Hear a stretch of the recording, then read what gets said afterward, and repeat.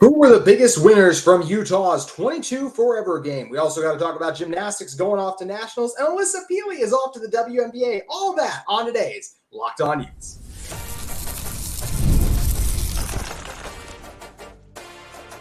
You are Locked On Utes, your daily podcast on the Utah Utes. Part of the Locked On Podcast Network, your team every day. Hello, everyone, and thank you for making Locked On Utes your first listen every single day. We are available on all platforms, including YouTube and wherever you may get your podcast. If this is your first time listening to our show, make sure you like and subscribe. Love interacting with all of you in the YouTube comments as well as on social media, where you can follow our show at Locked On Utes on X. Today's episode is brought to you by Monopoly Go. I admit it, I have a competitive side, and I'm a big fan of Monopoly Go, and that's part of the reason why. Because the mobile hit twist on Classic Monopoly is just too much fun. So you can join your friends and download Monopoly Go, now free on the App Store or Google Play Store.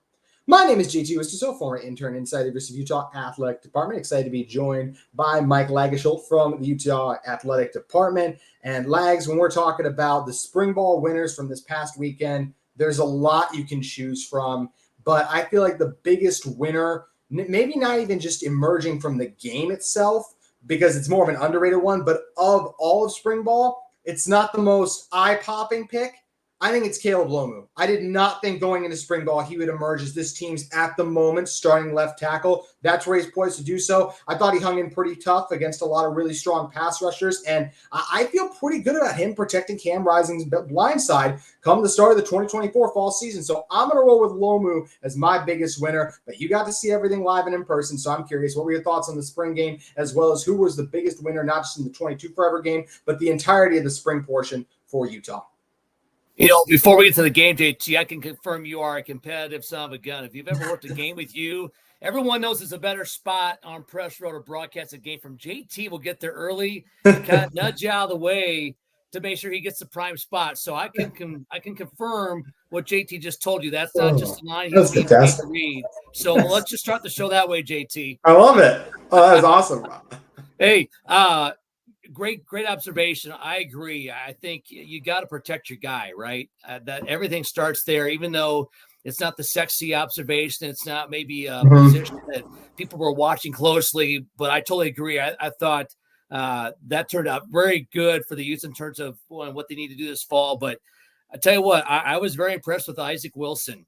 And I know that's a quarterback, and that's what people were watching, but you know, and I heard Brandon Rose had a nice spring as well. But to watch Isaac perform on Saturday, JT, he was mature beyond his years. And this is a guy who just finished high school around the holidays. He graduated high school early, came into spring ball. And I'm like, this would be a good experience for him. It's kind of like when Brian Johnson graduated early and came in to learn from Alex Smith, you know, back in 04, 05. I thought that was a smart move by Brian. It worked out well for him. Had a great career. Alex played one more year in 04, turned over to BJ, and we know what happened from there. But for Isaac to come out perform that well, I mean, his numbers 8 for 12, 165 yards, 2 touchdowns. But the numbers to me didn't tell the whole story. He looked so composed, made the throws. He's very similar to Cam Rising, which I think is good for Andy Ludwig. You know, we've had a backup in the past who was different from our starter.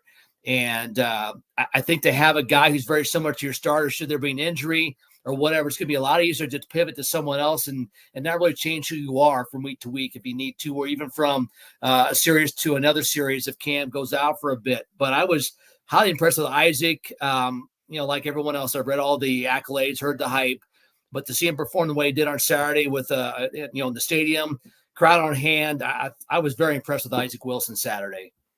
I was as well. I mean, you said it best. He just did not look like a freshman. And he really isn't even a freshman yet, as I talked about earlier on the show this week, too. He's still a high school senior. So it was so impressive to watch him just, you know, look like the 4-star quarterback right away. And I think I've said before, it's kind of an interesting matchup when you talk about Rose versus Wilson for the backup. I feel like push come to shove that Witt might still go with Rose because of the experience and maybe feeling like he wouldn't turn the ball over as much, but there's no denying who looked the best on Saturday, and that was Wilson. And I think it'd be really exciting. You just have to be excited about the future of the Utah offense because it feels like Wilson this felt like the start of something special. I feel confident in saying that. I feel like this was not the last time we're going to see Isaac Wilson take snaps in Rice-Eccles Stadium. And I'm not just talking about next year's spring game. I'm talking about major games come eventually the fall. So I love the Wilson pick too. Some other guys that I think you could definitely classify as winners that I would say, Teo Johnson, Utah safety is a big question mark, right? So you bring in guys, you bring in a Gilman coming over from Stanford, Jonathan Hall and Nate Ritchie. I thought they looked pretty good against Northwestern, but who was the guy after even over the course of spring practices where we're like, Kyle Whttingham and Morgan Scott were like, this is one of the starters. It was Teo Johnson. I think that speaks to the level he was already playing at. Still so new to the defensive back spot, having got so much run as originally as a wide receiver, but then last year looked really good as a defensive back, made that transition earlier last spring, I believe it even was too. So really excited about Johnson sticking in the defensive back room. Keenan Johnson was everything and more. He was built up to be as a transfer. He walked in right away. I felt like really made a large impression on the rest of the team. And, let's go to the offensive side of the ball. Mike Mitchell is a guy who I still don't know how the workload and carries are going to shake out amongst the running backs, but man, just so many people went out of their way to praise his physical transformation. And we could see in the spring game how strong he is and how difficult he is to tackle too. And I think the other one I want to mention before I turn it over to you for anyone else is a Micah Pittman. We've looked at all these other receivers, and there was just throughout the entire spring camp, it was like, oh, this receiver's making plays. This receiver's making plays. And I think Pittman is going to, when it's all said and done, be one of the top 3 receivers. Part of that being his connection with Cam Rising since they go way back. But also, he just had a really strong spring. So those are the guys that I'm kind of looking at. Are there any other names that I didn't mention that you think are fair to include in there? Yeah, I just want to sort of rubber stamp what you just said. I'm going to go back to Brandon Rose. Not that he wasn't good. I just didn't know what to think about Isaac, but Brandon's had a very good spring. I agree. I think if Cam goes down, especially maybe a shorter term deal, Brandon's your guy, and maybe a long-term deal. It just depends on how those guys perform during the fall, but he looked very good. I was just almost not surprised, but happy to see Isaac do that well, but Brandon was very good as well. We've got a very deep quarterback room. Yes. The best news was from Saturday. But going back to the safeties too, yes, Rich and Hall were very good. Johnson, very good. And JT, Utah's got a very good track record under Kyle Whttingham of taking guys from the offensive side of the ball and saying, hey, you're going to go play secondary for us. I mean, Sean Smith, you go on down the road. They've had so many guys going back to early in Whittingham's tenure who came in as receivers or running backs and made the move to the other side and wanted to play professional football. And they just have a knack for knowing those guys. And, maybe they thought about that when they recruit someone, but still they come in and they've got ideas. They want to compete where they want to compete. They want to be on the offensive side of the ball. So to get someone on the same page as you in terms of saying, hey, go play this position in the secondary, they've done that very well. And I thought those guys did very good. Now there's still some work to do. They need to stay healthy.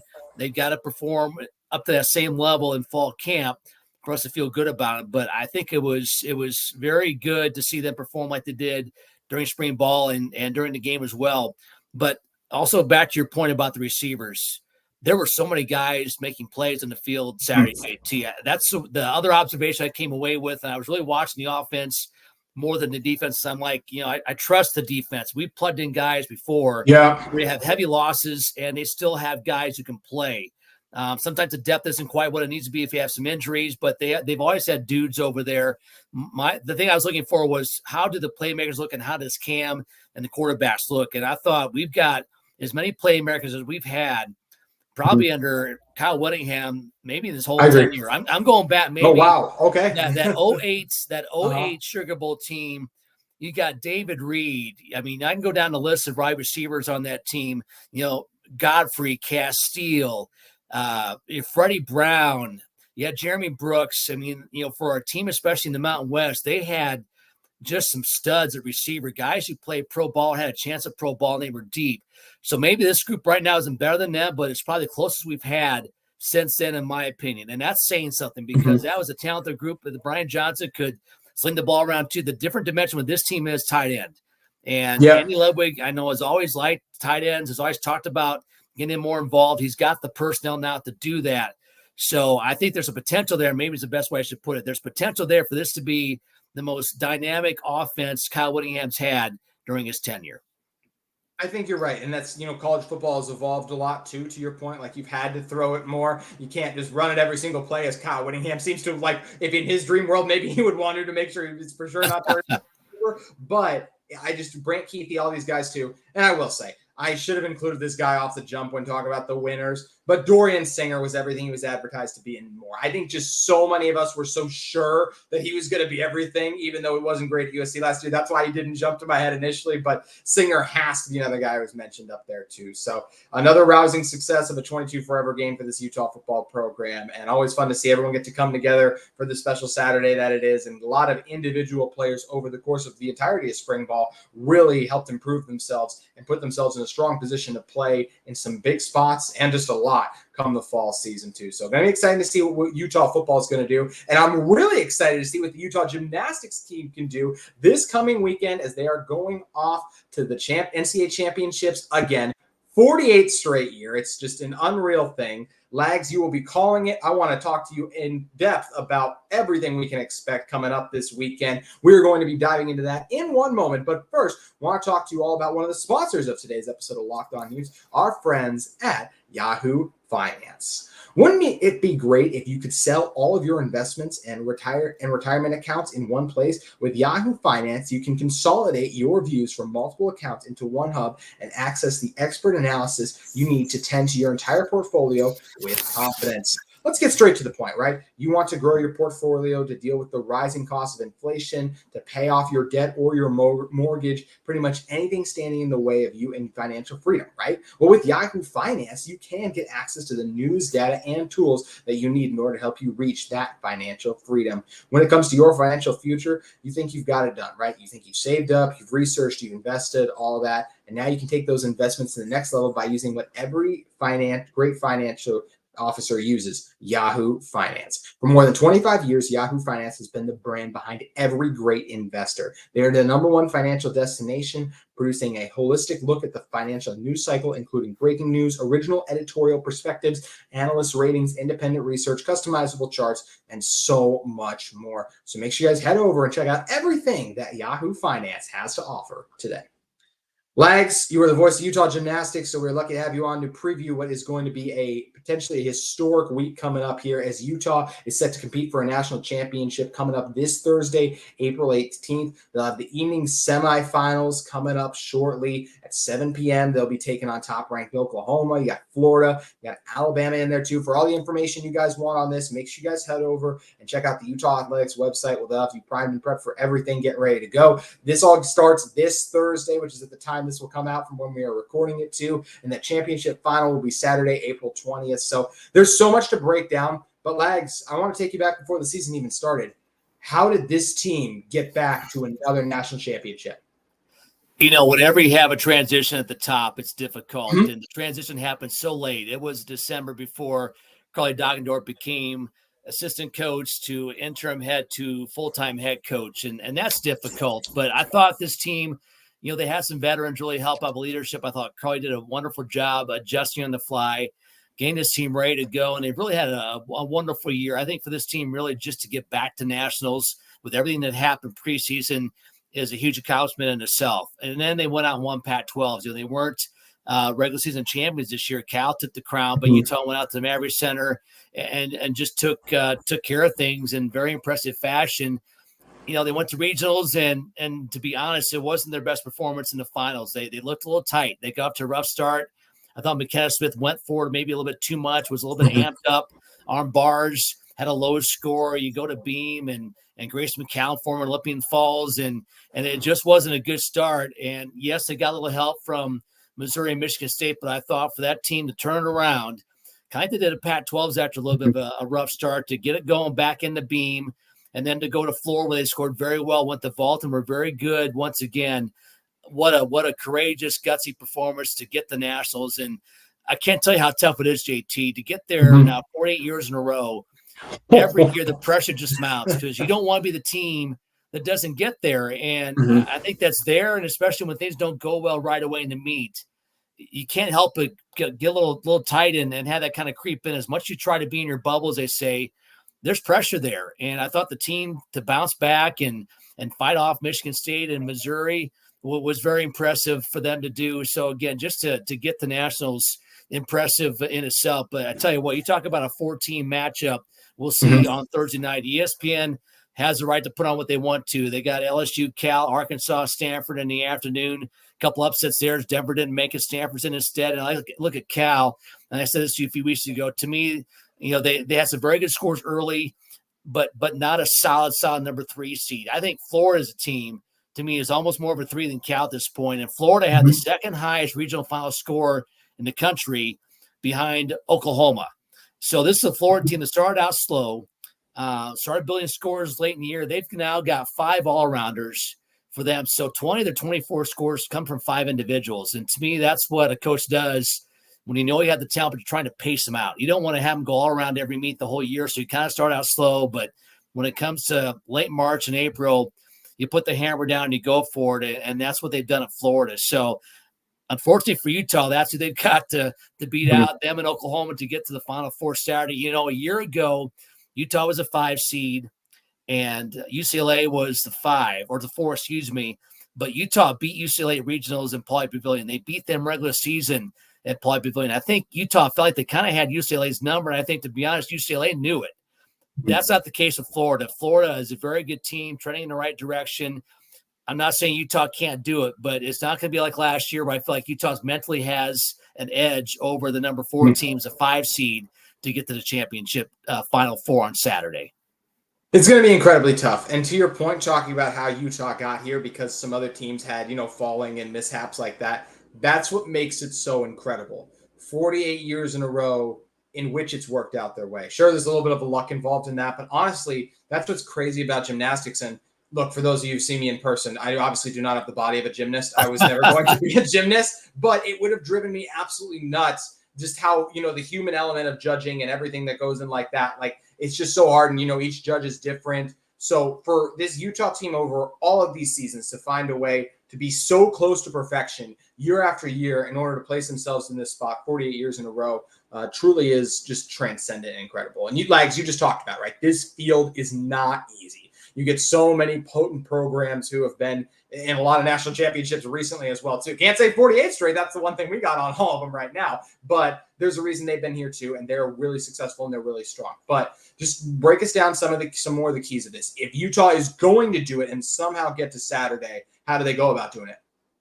I think the thing they have going for them is they can just relax and compete. I think there's pressure to talk about to make nationals. You don't want to be the team that doesn't get there. So I think when they go there Thursday night, they can relax and just let it happen. And we've seen them put up really good scores. You've got veterans on this team who, are competing for the last time on the big stage, plus some good talent that's younger. And I think they can just relax and perform. So I think that will help them on Thursday. Here's the other thing, though, too, JT. Florida is competing so well right now. I think they can make a charge at Oklahoma. And Oklahoma last year in the semis was defeated by Utah for the first time in the postseason during this Oklahoma run. And so I'm curious to see how Oklahoma handles it. Let's say Florida gets out to a great start and they come at Oklahoma hard. Does Oklahoma get a little tight? And that brings them back and Utah relaxes. They just go out and do their thing. They're going to start on their best event year in and year out under Carly Dockendorf as the associate head coach, which is balance beam. Put up a good score there. You go to floor, another good score there. You go to vault like they have at Pac-12s and regionals. You go to bars, relax, let it happen. It could happen for them. To me, that's the formula for getting it done. Is relaxing and maybe get a little help from Florida to rattle Oklahoma just a bit to see if we can get it done. So it's not impossible for Utah, but I think the veterans, as hard as it is, and we've seen this with Abby Paulson a little bit, especially Miley O'Keefe, they know the end is near. And gymnastics, as you said, it's a sport that takes dedication. You don't do gymnastics and play volleyball or women's basketball. You are a gymnast. You're in the gym hours and hours every week since you're a young age. And I think for them especially, it's hard when the end is near because once you're done, you're done. There's no pickup league for gymnastics. I mean, it's like that's it. There's no professional league. So I think it's been hard, especially for Miley, to wrap her head around, the end is coming for her. She's down to a handful of performances, but I'm hoping that she can be like last year at Nationals where she just let it happen and relax, put up a 10.0, did the same the second day on beam. And if she and the rest of the veterans can do that, just let the moment happen and not press because they know the end is coming. I think Utah definitely has a chance. It's maybe not as good as last year, but definitely a chance to make the Final Four on Saturday. Should be a lot of fun. Lags will be there on the call. ESPN 700. Make sure you guys go and check that out. And, either way, Lags, to your point, just like Abby Paulson, Miley O'Keefe, even a Jaden Rucker, right? Like what they have meant to Utah Gymnastics, hard to overstate it. And this is the last weekend we'll see all those players compete, which is absolutely wild. It figures to be a fantastic meet down in Fort Worth. We can't wait to hear your call of it. Something I also can't wait for is to see Alissa Pilli playing on the Minnesota Lynx. She was selected in the top 10 of the WNBA Draft. We're going to be breaking that down in one moment. But first, I want to talk to you all about our friends at Monopoly Go. Guys, with Monopoly Go, look, I know I'm very competitive. As me and Lags already discussed off the stuff. That's why Monopoly Go is perfect for me, because Monopoly Go is the classic game that offers everything about Monopoly, but also so much more. It's been downloaded over 150 million times. It's a great twist on Monopoly, where you play on not one, but hundreds of Monopoly boards in crazy locations, building up amazing cities that bring you big money and so much more. Plus, there's so many key things, whether it's charging your friends and messing with them because you can charge them rent on iconic properties, just like classic Monopoly, but now you can also rob their vaults of the riches. And the leaderboard shows you who's the biggest Monopoly tycoon. But also, if you want to team up with your friends and go after some other people too, you can do that, because you can team up with your friends and people all around the world in timed tournaments to earn huge rewards. So get in the game and join your friends. You can download Monopoly Go now, free on the App Store or Google Play. Check out Monopoly Go today. Lags, Alissa Pilli is WNBA bound. She was selected to go to the Minnesota Lynx. I cannot wait. She was selected the 8th overall pick. For those of you watching on YouTube, you might see this blue jersey. No, I'm not celebrating BYU hiring a new men's basketball coach. It's a Minnesota jersey, because I'm a big Minnesota sports fan. And for the longest time as that I can remember, I've been waiting for a Utah player to get selected and come to one of my teams, whether it was the Timberwolves, the Vikings, and now I get that in the Lynx, and I couldn't be more fired up. I think Pilli's going to crush it. She was a force that could not be contained, scored 16 a game, really efficient for all over the floor. Lags, I can't wait to see Pilli get to work in the WNBA. So happy for her. I mean, she has worked so hard to get to where she is. And, talked about this during a podcast I hosted with Mark Carlin about how the USC experience didn't work. She had 3 family members pass away in short time, and just, went through a tough stretch, needed a change of environment. Ironically, she almost transferred to Gonzaga instead of Utah, and those two played in the tournament. She knew that coaching staff and the recruiting process out of high school, almost went there. Thank goodness she came to Utah, but she's had such a wonderful career and has worked so hard. And I saw some projections of her maybe going second round. Happy to see her go 8 last night in the draft, or a couple nights ago. And I think she's going to do very well. You saw her play last year, JT, with Gianna Neepkins. And I bring that up because when you have the right personnel around her, when you have strong guards, guards who are tall, guards who are physical, can pass, not just shoot, and you just got talent around you, her game flourishes. And we saw it later in the year. I mean, she was, even against South Carolina, they're like, we just can't stop her. They had no solution for her in that game, but as teams over the course of the year figured out how to guard her and guard Utah without Neepkins, it became tougher for her. She still had some great nights. I mean, her number of 30-point games, 20-point games. The South Carolina game, that was insane. Oh, it's crazy. Yeah. So my point is, I think as she gets to this next level and there's just a ton of great talent around her, her game will flourish. To have someone of her size who can move the way she does and handle the ball the way she does. So, growing up, she played rugby. Even played women's football. I mean, she was a very active athlete and lots of different things. Didn't really hone in on basketball because her dad said this will round you into being a well-rounded athlete, not just a basketball player. And I think we're seeing the fruits of her labor paying off on the basketball court at the college level. And I think it's going to continue on in the WNBA. I absolutely agree. And you mentioned her family. She wore a dress that honors her Samoan heritage. And she's always been someone who shouted out her family, how much they mean to them. And, I just think it's been so fun to watch her go on. And I mean, no matter what teams you would have been drafted on, absolutely would have been rooting for it either way. Also fun to see you mentioned Gonzaga, Brynna Maxwell, former Utah shooter, also was selected in the WNBA draft last night. So congrats to Brynna too. And now Alissa getting on the opportunity to go on to the next level. Going to be a lot of fun to see how they all look. But Lags, you mentioned it, that, it's a huge weekend for Utah Gymnastics. You have your podcast with Mark Harlan as well. If people want to hear you and everything you got going on, where should they head over to? Well, into the radio this weekend. We'll be on the air Thursday night, hopefully Saturday afternoon as well. Okay. Another podcast with Mark Carlin here from Harlan coming up next week. We're going to record that. I believe our Monday, probably a Tuesday, Wednesday release. And I'm glad you asked, because Mark is wonderful to sit down and do that with me about every 5 or 6 weeks. And we sit down and really dive into deep topics about the department. He'll have a student athlete on to talk to in depth for about 10, 15 minutes. I think it's just wonderful to have someone as busy as he is take the time to talk to fans, supporters, talk to an athlete. It's a great show. So look for that on the usual outlets. It's here from Harlan. That'll be out middle of next week. And we're starting to wind down a little bit. Down. We got that last podcast. Might do one more in May. We'll see. But it's been a fun year. And I just want to talk to as well, JT, about the Utah Crimson Collective quickly. We talked a little bit about that last time I came on. As they relaunched their website. They had an event before the spring game on Saturday where fans could pay to get in and get autographs and pictures with guys like Cam Rising and Keithy and the whole group, and tremendous turnout. And I think of all the conversation we've heard about NIL, positive, negative, we're starting to see a lot of positives where fans want things like they had Saturday, the chances to interact with players. I think in the past we felt a little guilty asking them to do stuff like that because they're so busy, but when you can pay them and, they make a little money and can interact with people, I think the players had a great time. That's one of the positives. I think the collective has done a great job. So again, UtahCrimsonCollective.com, go there to sign up for a monthly membership and more details. I think they will do more of that down the road, especially considering how well Saturday went for them and for the players and the fans. Lags, thanks again for joining us. Great stuff as always. Can't wait to hear you on the call this weekend. Thanks, JT. Appreciate it. That's going to do it for today's edition of Locked On Utes, but we look forward to having you back with us tomorrow as we break down more of the happenings in Utah athletics.